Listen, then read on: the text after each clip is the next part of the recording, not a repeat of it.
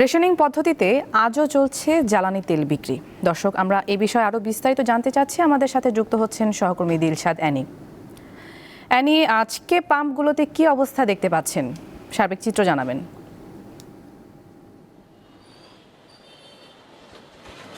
আজকে যে filling station আছে সেগুলোর অবস্থা আমরা দেখেছি যে মহাখালী, তেজগাঁও ওই এলাকার যে বিভিন্ন পাম্প স্টেশন আছে সেখানে এখন পর্যন্ত তেল তারা সরবরাহ করছে না।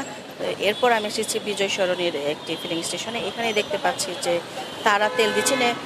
সবচেয়ে বেশি যাদের দীর্ঘ লাইন আমরা দেখতে পাচ্ছি সেটি হচ্ছে মোটরসাইকেল আরোহী যারা আছেন, মোটরসাইকেল চালক যারা আছেন, তারা দীর্ঘ লাইনে আছে। তাদের সাথে কথা বলেছি, তারা বলেছেন কেউ 40 থেকে 45 মিনিট ধরে লাইনে আছেন, কেউ বা ঘন্টা তাদের পার হয়েছে লাইন ধরে আছেন তেল নেওয়ার জন্য।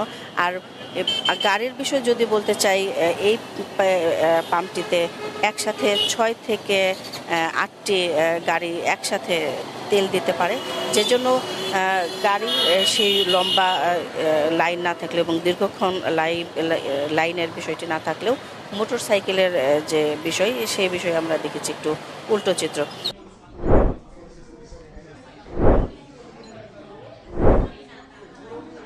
মোটরসাইকেলে যারা তেল নিতে পারছেন, এখানে দুটো মোটরসাইকেল একসাথে তেল দিতে পারছেন। আর সেই তুলনায় গাড়ির পরিমাণ বেশি, যে 6 থেকে 8টিতে তারা তেল সরবরাহ করতে পারছেন। ফলে ব্যক্তিগত গাড়ির লাইন কিংবা পিকআপ এদের লাইন ঠিক খুব একটা বেশি দীর্ঘ নয়।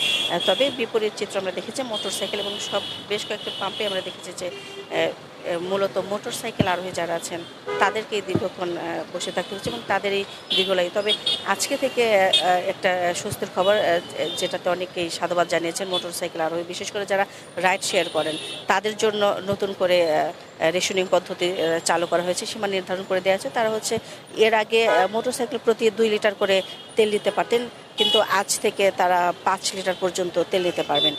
এতে যারা রাইড শেয়ারিং যারা আছেন এবং অনেকে বলছেন যারা গ্রামের বাড়ি যাবেন, ঈদ করতে যাবেন, তারা বলেছেন এটা আসলে সরকার যে পদক্ষেপ নিয়েছে সেটিকে তারা সাধুবাদ জানিয়েছে।